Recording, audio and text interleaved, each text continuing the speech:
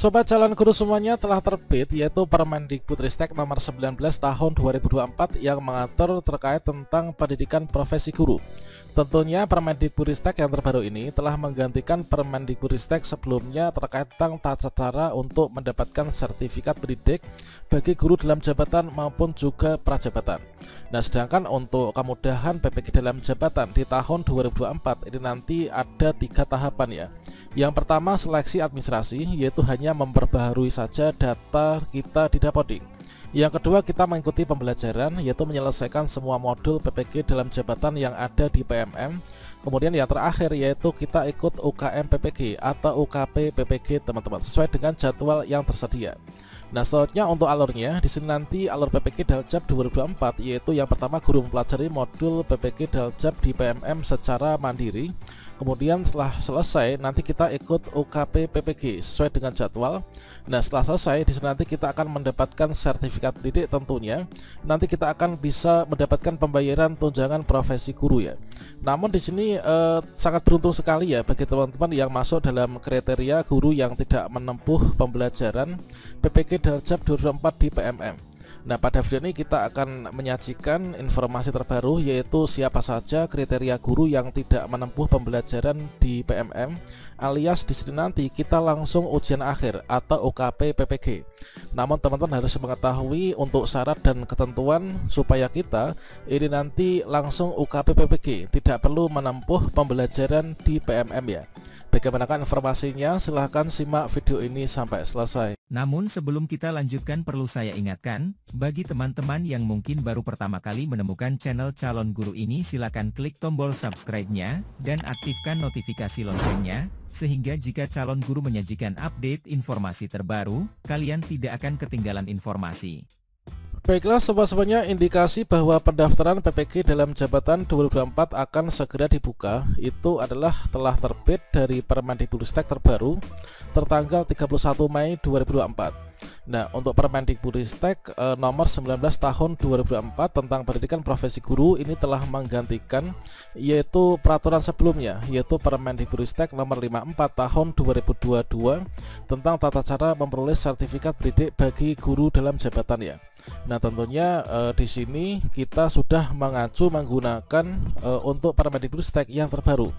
Nah, di sini kita akan membahas yaitu terkait tentang untuk pembelajaran, yaitu siapa saja nanti yang mendapatkan rekognisi atau pengakuan RPL, sehingga kita ini tidak perlu mengikuti pembelajaran di PMM. Sobat calon guru semuanya, terkait tentang sistem pembelajaran baik itu PPG dalam jabatan maupun juga PPG prajabatan. Nah, di sini dituangkan yaitu pada bagian ketiga ya, yaitu bagian ketiga di Permendikbudristek terbaru terkait tentang pembelajaran pendidikan profesi guru. Nah, di pasal 8 pembelajaran PPG itu di sini menggunakan kurikulum yang disusun dan dikembangkan oleh LPTK. Nah, tentunya di sini adalah berpedoman kepada capaian pembelajaran lulusan sesuai dengan ketentuan peraturan perundang-undangan untuk mencetak guru yang profesional ya.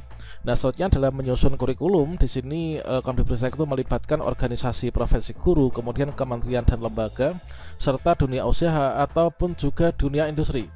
Nah, selanjutnya untuk pembelajaran PPG ini adalah berlaku untuk di pasal 9 ya. Untuk pembelajaran PPG baik itu prajabatan maupun juga dalam jabatan di sini menempuh minimal 36 SKS. Yang ditempuh ini adalah selama 2 semester. Nah, di sini teman-teman untuk pembelajaran PPG itu harus menuntaskan 36 SKS yang bisa ditempuh selama 2 semester atau 1 tahun ya. Nah, untuk yang PPG prajabatan memang di sini full yaitu selama 2 semester. Nah, di sini ada luring, kemudian daring dan juga ada bauran. Namun untuk yang PPG dalam jabatan di sini nanti kita akan cek apakah juga seperti ini. Nah, tentunya untuk beban SKS ini sama antara PPG prajabatan maupun juga dalam jabatan, yaitu sebanyak 36 SKS ya. Nah, selanjutnya untuk di pasal 10-nya ini adalah untuk pembelajaran terdiri dari kelompok mata kuliah inti, selektif dan juga elektif teman-teman. Nah, di sini adalah penjelasan terkait tentang kelompok mata kuliah inti, selektif dan juga elektif. Ini sudah kita bahas pada video sebelumnya ya. Nah, selanjutnya di sini kita langsung kerucutkan yaitu terkait tentang PPG dalam jabatan. Nah, di sini untuk PPG yang dalam jabatan Siapa saja kriteria guru yang tidak perlu menempuh pembelajaran? Nah, di sini kita cek, yaitu untuk di pasal ke-12 ya. Nah, di pasal ke-12 dijelaskan bahwa pembelajaran PPG bagi peserta yang berasal dari guru penggerak dan guru yang telah menyelesaikan pendidikan dan latihan profesi guru sebagaimana dimaksud dalam pasal 3 ayat 2 ya, huruf A dan B, itu dilaksanakan dengan ketentuan.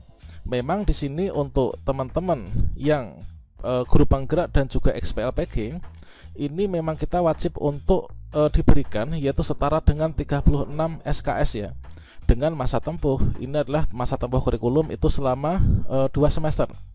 Namun di bagian yang B, maka di sini untuk teman-teman yang lulusan guru penggerak dan juga XPLPG, di sini kita tidak menempuh pembelajaran. Dikarenakan apa? Dikarenakan 36 SKS ini sudah mendapatkan rekognisi. Kalau misalkan guru penggerak itu berdasarkan dari RPL pendidikan guru penggerak yang selama 6 bulan telah diikuti. Kemudian untuk yang SPLPG ini dianggap sudah mengikuti seluruh kegiatan. Dan di sini kita tinggal menunggu ujian dulu tuh UTN ya, yang tidak lulus, dan sekarang ini diganti dengan UKP PPG. Nah, kalau misalkan di sini disandingkan dengan peserta yang wajib mengikuti kegiatan yaitu belajar mandiri, ini berbeda dengan di pasal 13 ya.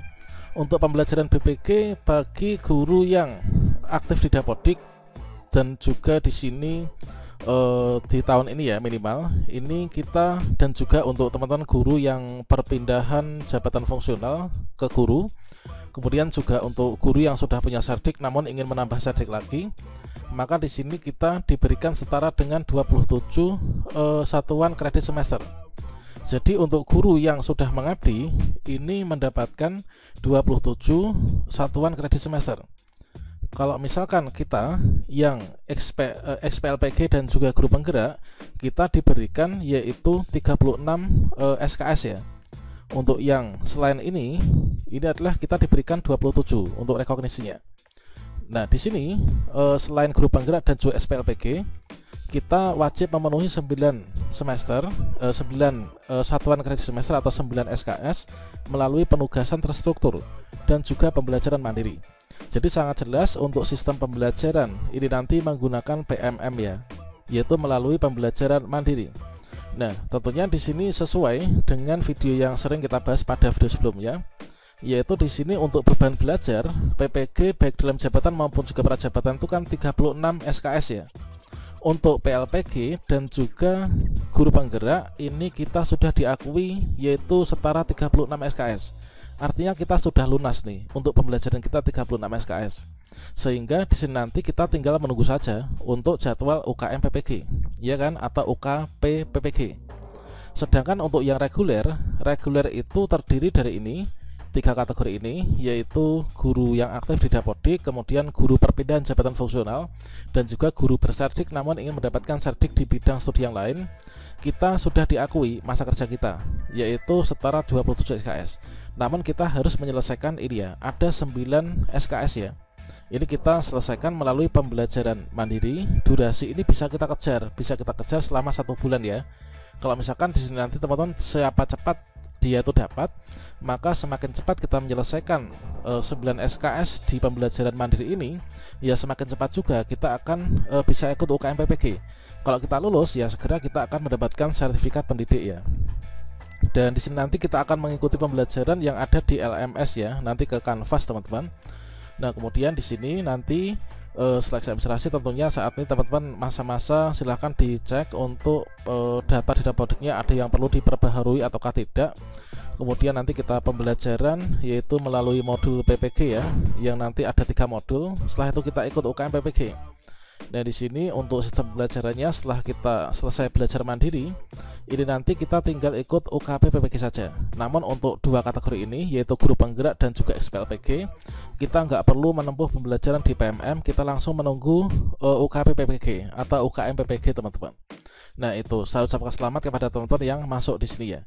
Nah, tentunya ada persyaratan nih, persyaratan untuk guru penggerak misalkan. Untuk guru penggerak yang diakui nanti mendapatkan rekognisi, yaitu guru penggerak yang sudah mendapatkan sertifikat pendidikan guru penggerak. Kalau misalkan pendidikan guru penggerak itu selama 6 bulan dan kita sudah lokakarya 7 ya, kalian mendapatkan sertifikat, maka sudah berhak untuk mendapatkan rekognisi. Kalau misalkan belum, nanti kita pantau kelanjutannya apakah kita itu sudah dapat rekognisi ataukah belum.